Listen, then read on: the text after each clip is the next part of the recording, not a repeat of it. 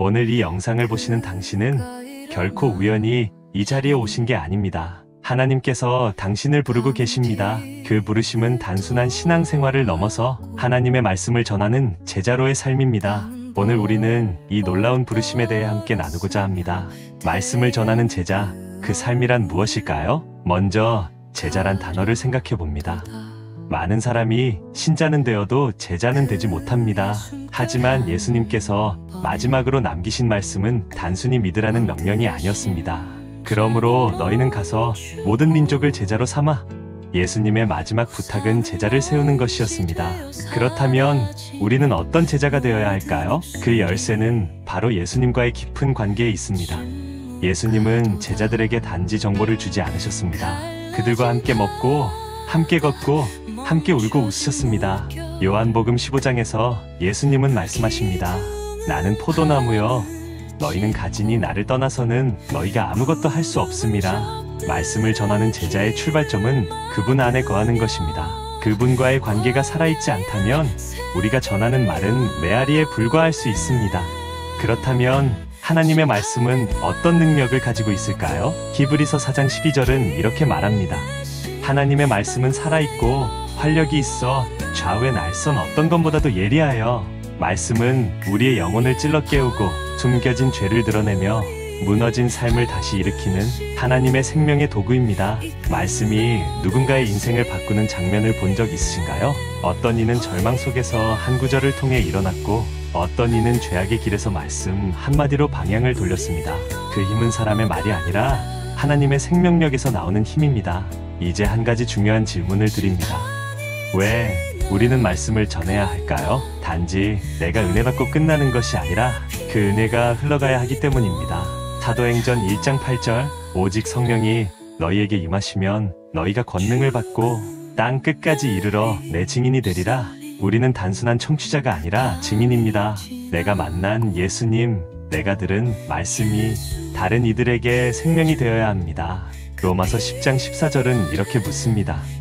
어찌 들으리요? 전하는 자가 없이 당신이 아니면 그 누가 전하겠습니까? 지금 이 시대를 봅니다. 하나님의 말씀이 희미해진 세상, 가짜 뉴스와 욕망이 뒤섞인 이 시대 가운데 하나님의 참된 말씀이 필요합니다. 그 말씀을 들고 서는 사람들이 바로 현대의 제자들, 바로 우리입니다. 우리는 교회 안에만 있는 존재가 아닙니다. 삶의 자리에서 말씀을 들고 있는 자들입니다. 당신이 학생이라면 그 교실이 사역지입니다. 직장인이라면 그 회의실이 선교지입니다. 엄마라면 자녀에게 말씀을 심는 것이 사명입니다. 작은 삶의 순종들이 모여 세상이 하나님의 진리로 다시 살아나게 될 것입니다. 이제 우리는 묻습니다. 어떻게 살아갈 것인가? 이제 한 가지 중요한 질문을 드립니다. 왜 우리는 말씀을 전해야 할까요? 단지 내가 은혜 받고 끝나는 것이 아니라 그 은혜가 흘러가야 하기 때문입니다. 예수님께서 부활하시고 제자들에게 마지막으로 남기신 말씀이 있습니다. 마태복음 28장, 우리가 잘 아는 지상명령이죠. 그러므로 너희는 가서 모든 민족을 제자로 삼아 아버지와 아들과 성령의 이름으로 세례를 베풀고 내가 너희에게 분부한 모든 것을 가르쳐 지키게 하라. 볼지어다 내가 세상 끝날까지 너희와 항상 함께 있으리라. 이것은 단순한 명령이 아니라 하늘 권세를 지닌 예수님의 직접적인 파송이었습니다. 그리고 그보다 앞서 예수님은 제자들을 실제로 둘씩 짝지어 복음을 전하러 파송하신 적이 있습니다. 누가복음 9장에서 예수님은 제자들에게 권능과 능력을 주시고 말씀하셨습니다.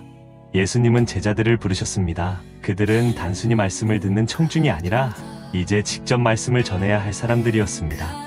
예수님은 12제자를 하나하나 바라보시며 그들에게 모든 귀신을 제어하며 병을 고치는 권능과 능력을 주셨습니다. 그리고 말씀하셨습니다. 너희는 하나님의 나라를 전파하고 병든 자를 고쳐라. 그들이 사명을 받은 것은 처음이었습니다. 그 전까지는 예수님 곁에서 말씀을 듣고 기적을 지켜보던 자들이었습니다. 하지만 이제 그들 스스로 복음을 전하고 아픈 자들을 고치는 자로 파송되었던 것입니다. 예수님은 구체적인 지침도 주셨습니다. 길을 떠날 때 아무것도 가지지 마라. 지팡이나 여행용 가방도, 빵도, 돈도 가져가지 말고 여벌 옷도 가져가지 마라. 그것은 의지의 훈련이었습니다. 어떤 것도 의지하지 않고 오직 하나님께 의지하라는 뜻이었습니다. 예수님은 덧붙여 말씀하셨습니다. 어느 집에 들어가든지 거기 머물고 사람들이 너희를 영접하지 않거든 그 마을을 떠날 때 발에서 먼지를 떨어버려 그들에게 증거를 삼아라. 말씀이 거절당할 수도 있다는 경고와 함께 그것이 실패가 아니라 하나님의 증거가 될 것임을 약속하셨습니다. 그리고 마침내 그들은 떠났습니다. 둘씩 짝지어 각 마을로 길 위로. 제자의 첫걸음은 그렇게 시작되었습니다. 그들은 나가서 복음을 전하고 병든 자들을 고치며 예수님께서 주신 사명을 한 걸음씩 걸어갔습니다. 이 장면은 단순한 사역의 기록이 아닙니다. 이것은 오늘날 우리에게도 주어진 명령입니다. 우리는 지금도 그 명령의 연장선에 서 있습니다. 예수님께서 제자들에게 주셨던 권능과 말씀, 그 약속은 오늘을 살아가는 우리에게도 유효합니다. 너희는 아무것도 가지지 말고 가라. 이 집에 머물다가 거절당하면 그 마을을 떠나라. 그리고 복음을 전하라. 제자들은 예수님의 말씀을 따라 마을마다 다니며 복음을 전하고 병든 자들을 고쳤습니다. 예수님은 말씀을 전하는 삶이 제자의 기본임을 몸소 보여주셨습니다. 우리는 이제 그 명령에 이어달리기 주자들입니다. 오늘 하나님의 말씀이 당신의 심령에 다시 불을 지피기를 원합니다. 그리고 그 말씀이 당신의 입술을 통해 흘러가기를 원합니다. 말씀은 누군가의 어두운 밤을 밝히는 등불이 될 수 있습니다. 말씀은 주저앉은 심령을 다시 일으키는 생수입니다. 그리고 말씀은 오늘 이 시대에 예수님의 제자들이 살아있다는 가장 분명한 증거가 될 것입니다. 이제 함께 기도합시다. 주님, 제가 말씀의 제자로 살기를 원합니다. 제 삶을 통해, 제 말을 통해 하나님의 말씀이 흘러가게 하소서. 두렵고 떨리는 마음이 들 때에도 성령의 능력으로 담대히 말씀을 전하는 예수님의 제자가 되게 하소서. 예수님의 이름으로 기도합니다. 아멘. 당신은 제자입니다. 말씀으로 살아내고 말씀을 전하는 하나님의 사람. 이 영상이 끝난 후에도 당신의 삶 속에서 복음은 계속될 것입니다.